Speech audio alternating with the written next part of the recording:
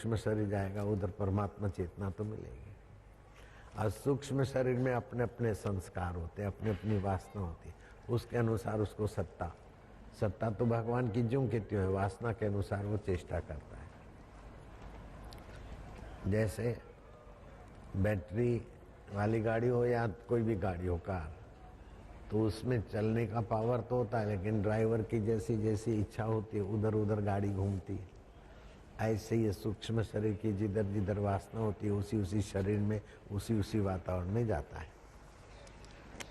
तो मनुष्य को बड़ी स्वतंत्रता दी है भगवान ने कि अपनी इच्छा के अनुसार लोकांतर में जाता है।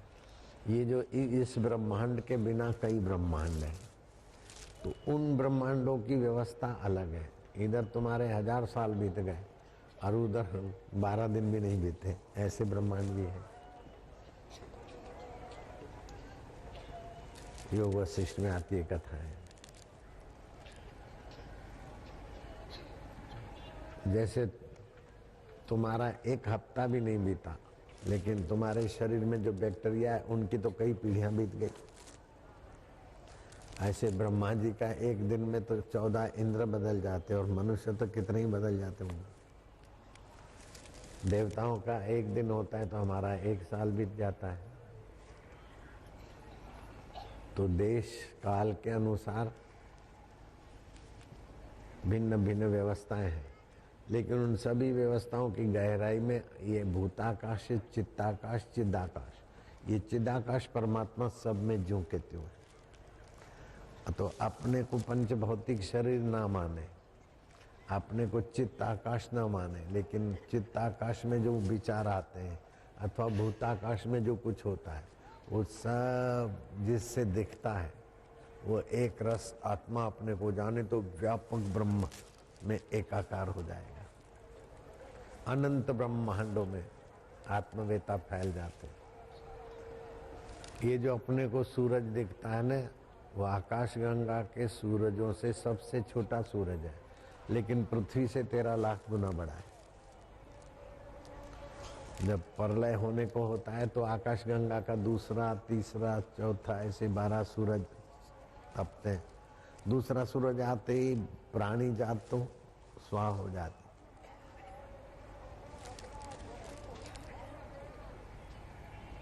जिसको विज्ञानी बोलते आकाश गंगा, वो अपने शास्त्रों में तप लोक से वर्णित है। आग ही आग, तपनी तपनी। आकाश गंगा में 400 करोड़ सूरज हैं।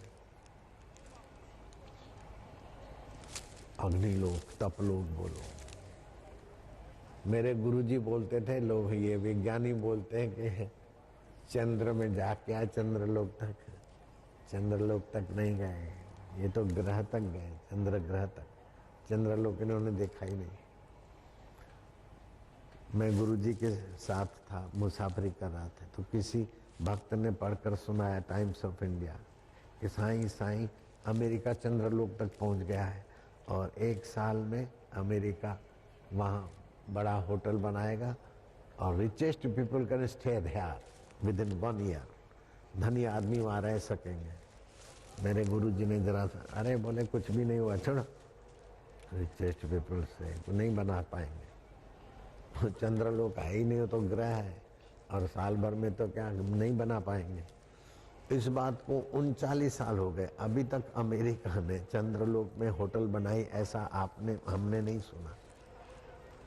भारत के संतों की कैसी ऊंची पहुंच है, जो करोड़ों नहीं अरबों खरबों रुपए खर्च के थक के चुप होके बैठ गए। वो बात लीलाशाह प्रभु जी ने चालू ट्रेन में जान ली थी, क्योंकि वो चिदाकाश में थे और वो बेचारे विज्ञानी बुद्धि में होते हैं, मन में होते हैं, बुद्धि में होते हैं। तो बुद्धि मन तो बाहर का जानेगा, लेकिन जो स्वयं में बैठे हो तो अनंत ब्रह्मांड का जान लेते। जन्मेजय को भगवान वेदव्यास, परीक्षित की कथा, परीक्षित सुखदेव परीक्षित की भागवत में कथा आती ना, तो राजा परीक्षित भगवान के धाम में चले गए तो उनका बेटा जन्मेजय कथा सुनता था और किसी कारण उसने कथा में शंका कर दी तो उसको कोढ़ हो गया। तो फिर व्यास जी के पास गया तो व्यास जी ने कहा तुम्हारी बुद्धि में समझ ना आए तो उसको झूठा बोलना ये तुम्हारा अपराध है।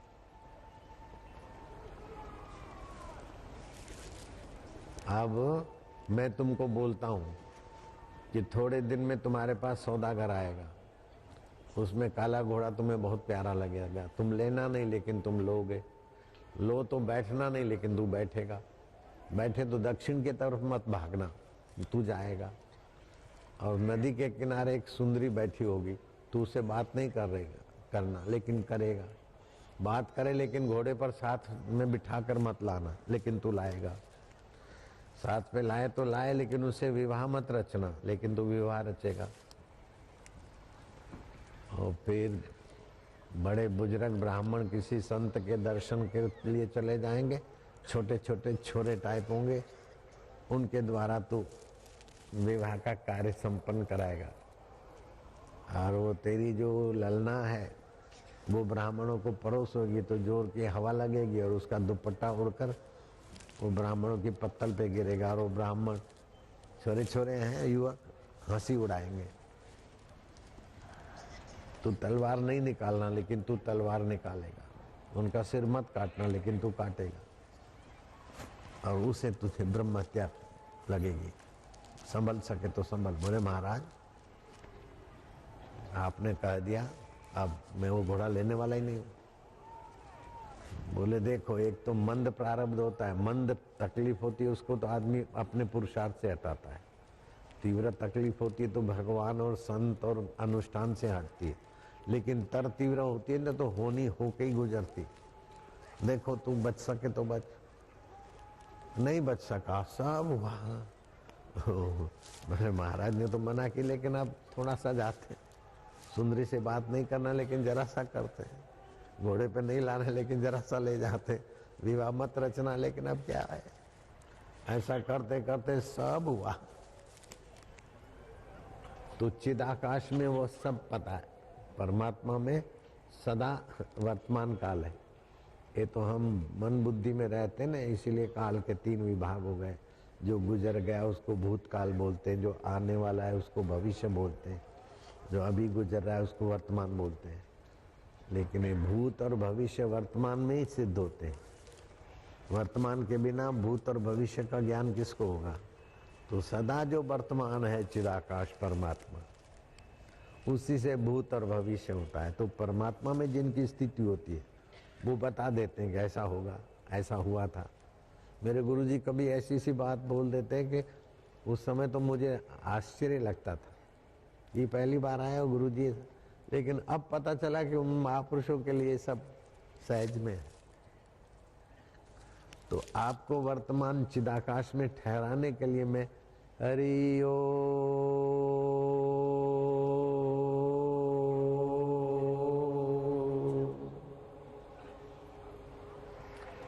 तो हरिओम का ह और आखिरी में म, उसके बीच संकल्प विकल्प नहीं होता, भूत भविष्य नहीं होता, वर्तमान स्थिति होती।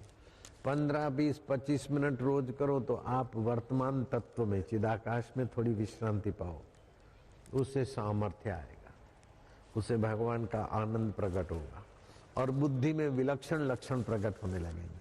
फिर आप 3 पढ़े हो चाहे 1 पढ़े हो, चाहे लालजी महाराज अथवा मेरे गुरुदेव की नाई, इस स्कूल में एक दिन भी नहीं रुके। हमारे मित्र संत थे, एक दिन भी स्कूल में नहीं रुके। मास्टर ने दबाव डाला तो मास्टर की ये करके वापस आए। बड़े अच्छे संत थे।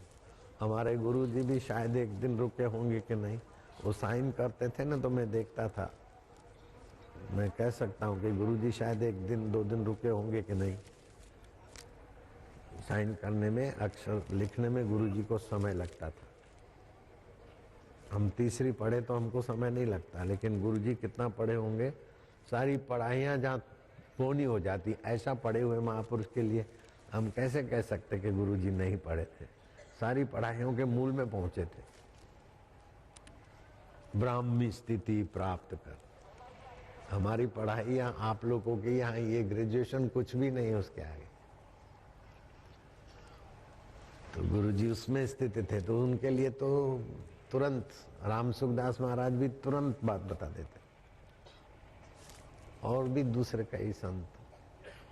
आप भी वहां पहुंच सकते हैं।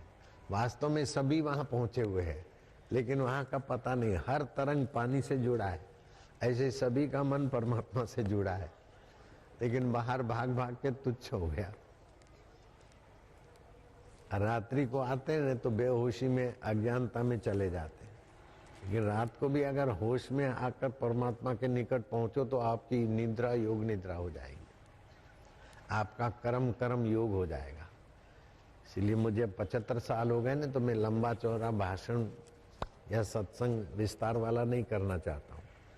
बस कट टू कट, जल्दी में जल्दी लोगों को फायदा हो जाए। इसलिए ओमकार की साधना, दीर्घ प्रणवा का जाप, अथवा रात को सोते समय दीक्षा में बता देता हूँ ऐसे नींद करो, तो तुमको समय कम में जल्दी अनुभव हो जाए, कम समय में तुम्हारे विकार विकार भाग जाए, कम समय में तुम्हारे पाप बाप कट जाए, कम समय में तुम्हारी समस्याओं का समाधान। क्योंकि मेरे पास अब निवृत्ति का जीवन आ रहा है ना। नानक जी 60 साल में निवृत्त हो गए, मुझे 75 हो गए। तो मैं चाहता हूँ कि जल्दी से जल्दी साधक उन्नत हो जाए और फिर मैं एकांत में। जितना आप परमात्मा में विश्रांति पाते उतना प्रकृति में आपका अधिकार जम जाता है, उथल पाथल हो जाता है। जीव की और ब्रह्मवेता की क्या पहचान है? जीव को कुछ भी है तो कर्म करना पड़ता है। भगवान और भगवान को पाए हुए महापुरुष का खाली संकल्प प्रकृति में काम कर लेता है। बरसात नहीं हो रही है बाबा, ऐसा है ऐसा है। बोले अच्छा जाओ इंदिरा को बोल देना गाय कटती है, गायों की हत्या है, इसीलिए दुखी हो रहा है देश, गायों की हत्या बंद कराओ। बाबा वो तो ठीक है, लेकिन मैं अभी अभी बना हूँ सिंचाई मंत्री, और लोग सोचते कि कैसा मंत्री है, काल पड़ गया। बोले अच्छा, मैं बाबा खड़े थे, देवरहा बाबा, नाम जानते हैं देवरहा बाबा का? तो हाथ ऊपर करो। मैं तो उनसे मिला था 2 बार, बड़ा स्नेह किया था, बड़े ऊंचे कोटि के संत थे। जहाँ खड़े थे बालू में, बोले ले गठरी बांध ले। बालू की गठरी बांधी तो उनका सेक्रेटरी उठा रहा था। बोले नहीं नहीं, ये मंत्री बना है, ये उठावे ना, तो परिश्रम का पता चले, वो इनका काम है। तो मंत्री ने उठाई वो गठरी, गाड़ी में रखी। बोले तेरे पास तो हेलीकॉप्टर है, बड़ा मंत्री है, सिंचाई मंत्री, जिस जिस राज्य में अकाल पड़ा है वहां छिटकाव कर देना, हो जाएगी बारिश। और बारिश हो गई। ये तो दिया बालू, बाकी ऐसे भी हो सकता है। उनके महापुरुषों के संकल्प में क्या क्या होता है वो तो वहां कोई नीति नियम नहीं बना सकते कि ऐसा होता है, ऐसा नहीं होता, इतना होता है। उसकी कोई किताब नहीं लिखी जा सकती। मत करो वर्णन हर बेअंत है। परमात्मा बेअंत है, तो परमात्मा में विश्रांति पाए हुए महापुरुषों की लीला और सूझबूझ भी बेअंत है। ब्रह्मज्ञानी की मत कौन बखाने, गुरवाणी में आता है। ब्रह्मज्ञानी की गत ब्रह्मज्ञानी जाने। ब्रह्मज्ञानी को खोजे महेश्वर, ब्रह्मज्ञानी आप परमेश्वर। ब्रह्मज्ञानी का कथ्या न जाई आधा अखर, नानक ब्रह्मज्ञानी सबका ठाकुर। ब्रह्मज्ञानी का भोजन ज्ञान, ब्रह्मज्ञानी का ब्रह्म ध्यान, ब्रह्मज्ञानी मुगत भुगत का दाता, ब्रह्मज्ञानी पूर्ण पुरुष विधाता। वाराणसी तो नजीक है यहाँ से। संत किन्नाराम रहते थे उस समय, तुलसीदास महाराज भी रहते थे। तो काशी के सेठ को संतान नहीं होती थी, सारे उपाय करके थक गया। किसी ने बोला संत तुलसीदास के पास सियाराम जी आते, लखन भी आते, तो उनको बोलो तुम्हारे भाग्य में है कि नहीं, तो भगवान से पूछ के बता देंगे। तो तुलसीदास को उसने प्रार्थना की। तुलसीदास ने कहा ठीक है, सरकार आएगी, मैं पूछ के बताऊंगा, तुम द्वादशी को आ जाना। आज द्वादशी के दिन बैलगाड़ियां, फल फ्रूट मावा मिठाई, 2 बैलगाड़ियां भर के गया कि बाबा प्रसाद कहाँ उतरवाए? तुलसीदास ने कहा प्रसाद नहीं लूंगा, तुम्हारा काम नहीं कर सकता तो प्रसाद नहीं लेंगे। सरकार ने बोला है कि तुम्हारे भाग्य में 10 जन्म तक नहीं है। तो 2 बैलगाड़ी लेके जा रहा था, पत्नी ने कहा अब संतों के लिए निकाली हुई प्रसाद घर में क्या दुकान थोड़ी करना है, चौराहे पे इकट्ठा किया और आओ प्रसाद ले जाओ, भर भर के देने लगा। तो इसमें वो दूध बेचने वाला कोई आहिर बोले सेठ प्रसाद तो खूब दे रहे हो लेकिन आंखों पे चमक नहीं है, चेहरे पे खुशी नहीं है, प्रसाद बांटने वाला तो प्रसन्न होता है और आप रोते रोते दे रहे हैं, क्या कोई मर गया है क्या? बोले मैं ही मर गया। हजारों निराशाओं में एक आशा थी और वो भी तुलसीदास ने मना कर दी कि तुम्हारे भाग्य में, सारी बात बता दी। तब उस अहिर ने कहा, दूध बेचने वाले ने, आप चिंता नहीं करो, वाराणसी में गंगा किनारे मिर्गी घाट है, अभी भी है, संत किन्नाराम पड़े रहते हैं, वो अघोरी बाबा है। आप जाते आते रहना, जाके सीधा नहीं बोलना कि संतान दे दो, नहीं तो अघोरी सुना देंगे। आते जाते जब वो पूछे कुछ कोई बात हो, वो तो सब समझ जाएंगे, तुम आते जाते रहो। आते जाते समय हो गया, किन्नाराम ने कहा रे सेठ के बच्चे आता है, क्या लाया है? बोले 10 पूरी है। बोले 10 है, लाओ।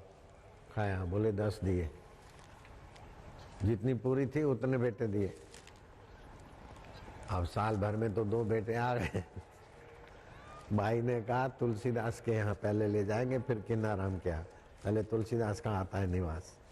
तुलसीदास ने पूछा ये गोद में लिए क्या? भाई ने कहा नहीं, मेरे खून से सींचे गए, आपने तो बोला 10 जन्म तक नहीं आएगा, लेकिन किन्नाराम ने बोला 10 दिए तो 20% तो पेमेंट हो गया। 2 आ गए ना, तो 100 में से 2 आए तो 20% आ गया ना।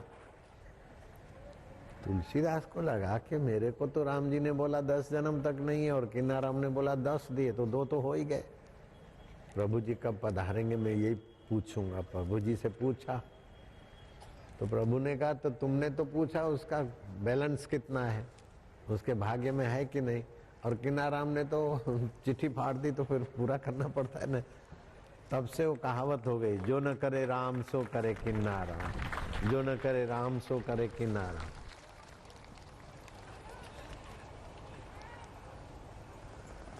तो योग समान बल नहीं, सांख्य समान ज्ञान नहीं, किन्नाराम का योग सामर्थ्य था। तो हनुमान जी को तत्व ज्ञान की महत्ता, योग सामर्थ्य तो हनुमान जी के पास पहले भी था, लेकिन तत्व ज्ञान के बिना हनुमान जी पूर्णता का अनुभव नहीं होता, तो राम जी की सेवा में लगे। तो मैं आपके जीवन में शरीर स्वस्थ रहे वो तो चाहता हूँ, वो प्रयोग बताता हूँ, मन प्रसन्न रहे ये भी मैं कोशिश करता हूँ और प्रसन्नता मिलती है आपको। बुद्धि में बुद्धिदाता का ज्ञान आपका ऐसा हो कि मृत्यु आए उसके पहले आपको अनुभव होना चाहिए कि जो मरता है वो मैं नहीं हूँ, मरता शरीर है, मैं उसको जानता हूँ, मैं चैतन्य हूँ, मैं साक्षी हूँ, मैं चिदाकाश हूँ। ये भूताकाश में हरकत होती है, चित्ताकाश में चेष्टा होती है, लेकिन चिदाकाश विभु व्याप्त, वहाँ फिर वाणी नहीं जाती। ऐसी अनुभूति कि आपको प्यास हो और मैं उसका ज्ञान दूं और आप उसको सुनकर एकांत में पचा लो, तो यूं हो जाता है। फिर दुनिया की चीज़ों के लिए तुम्हें अलग से दौड़ना नहीं पड़ेगा, दुनिया की चीज़ें तुम्हारे पास खिंच खिंच के आएगी। आप मान नहीं चाहोगे लोग मान देंगे, आप यश नहीं चाहोगे लोग यश देंगे। आपको आवश्यकता हो वो चीज़ वस्तु पहले हाजिर हो जाएगी। आपकी मौज पड़े तो उपयोग करो, नहीं तो कुछ नहीं। चिदाकाश माना सारे ब्रह्मांडों का स्वामी तत्व से आप जुड़ गए। कोई प्रधानमंत्री से जुड़ गया तो पूरी मिशनरी सरकारी उसकी खुशी में लग जाती है। तो प्रधानमंत्री तो क्या है, सारी धरती के प्रधानमंत्री और राष्ट्रपति इंद्र के आगे बौने हो जाते, और आत्म साक्षात्कारी पुरुष को इंद्र देकर उसका सम्मान करता है।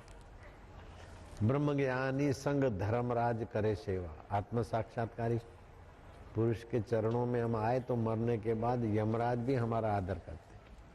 आत्म साक्षात्कार इतना ऊंचा चीज होता है।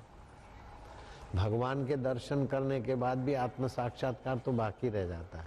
राम जी के दर्शन तो हनुमान ने कर लिए थे, अष्ट सिद्धि भी थी, फिर भी आत्म साक्षात्कार तो हनुमान जी को करना ही रहा।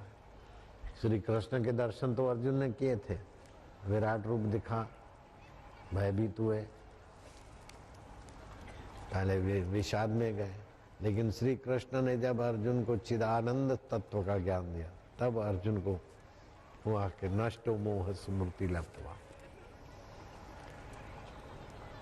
तो अब वो मान लेते हैं कि जोगी गोरखनाथ के गुरु मच्छंद्रनाथ राजा के शरीर में प्रविष्ट हुए, लड़के का जन्म हुआ तो विकारी भावना से राजा के शरीर में नहीं घुसे। प्रजा धर्मात्मा है, धर्म लाभ करने के लिए राजा के शरीर में घुसे। तो जो बालक हुआ उसका नाम रखा धर्मनाथ। नाथ संप्रदाय थे। धर्मनाथ जब 12 साल के हुए तो मच्छंद्रनाथ राजा के शरीर में थे, अपने बेटे को राज तिलक कर दिया और फिर अपने शरीर में आ गए। आज भी प्रयाग के लोग जानते हैं, माघ महीने में धर्म द्वितीया मनाते हो, धर्मनाथ के स्मृति में धर्म द्वितीया शुक्ल पक्ष की प्रयागराज में मनाते थे धर्म द्वितीया।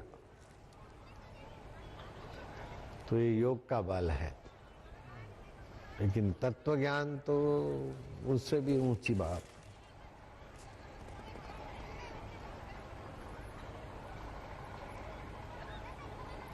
सारे तीर्थों में उसने स्नान कर लिया, सारे यज्ञ कर लिए, सारे तप कर लिए, सारे दान दे दिए, सारे पितरों का सदगति कर लिया। जिसने एक क्षण भी ब्रह्म परमात्माओं का ज्ञान सुनकर उसमें विश्रांति पाई। स्नातम तेन सर्व तीर्थम दातम तेन सर्व दानम कृतम तेन सर्व यज्ञम। उसने सारे तीर्थ कर दिए, सारा दान दे दिया, सारे यज्ञ कर लिए। ये न क्षणम मनः ब्रह्म विचारे स्थिरम कृत्वा। एक क्षण के लिए भी उस ब्रह्म परमात्मा का ज्ञान में मन को विश्रांति दिलाई।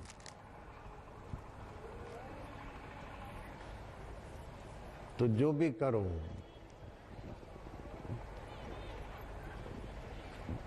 तो सभी के रूप में वही परमात्मा चैतन्य चिदाकाश। इससे आपका ज्ञान जल्दी जागृत हो जाएगा, आपका भाव शुद्ध हो जाएगा। जिधर जाना है ना उधर की अभी भावना करो तो जल्दी पहुंच जाओगे। सब वासुदेव है, सब हरि का रूप है।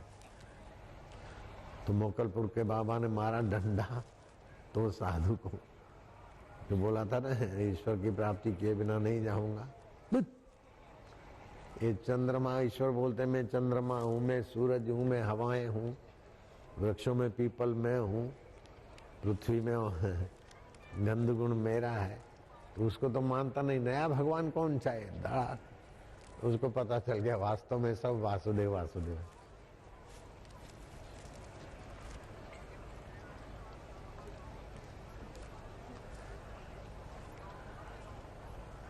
तो ऐसा नहीं कि सब वासुदेव हम उससे अलग हैं, हमारे सहित सब वासुदेव है। तरंग को मारो डंडा और उसको बोलो तू पानी है, वो तो पहले ही थी, पता चल गया तो अब मैं समुद्र हूं। ऐसे ही वो साधक बोले हाँ मैं ब्रह्म हूं, मैं चैतन्य हूं, आनंद हूं, मैं अमिट हूं, मेरे को कोई मार नहीं सकता। ये शरीर तो जिंदा नहीं रहेगा, फिर भी करोड़ों शरीरों में मैं हूं, और सारे शरीर महाप्रलय हो जाए फिर भी मैं रहता हूं। ऐसा अनुभव होता है। फिर मरने का भय नहीं होता, जीने की वासना नहीं होती, मान की इच्छा नहीं होती और अपमान से पीड़ा नहीं होती, सुख की लोलुपता नहीं होती और दुख आपको दुखी नहीं कर सकता। ऐसे आप जीवन मुक्त हो जाते हैं, जीते जी मुक्त हो जाते हैं। 5 प्रकार की मुक्तियां होती है, 4 प्रकार की मुक्तियां तो मरने के बाद होती है, वो साधारण मुक्ति। लेकिन जीवन मुक्ति तो जीते जी होती है, वो महान मुक्ति है।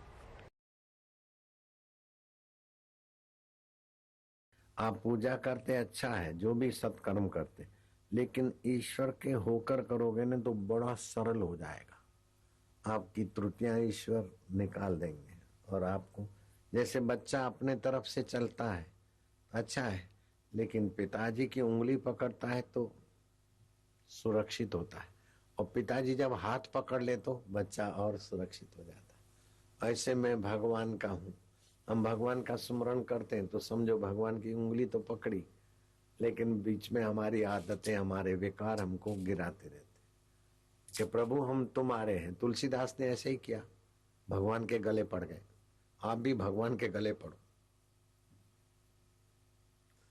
मम हृदय भवन प्रभु तोरा, ये मेरा हृदय तेरा घर है और इसमें चोर बैठे, काम क्रोध लोभ मोह अहंकार चिंता।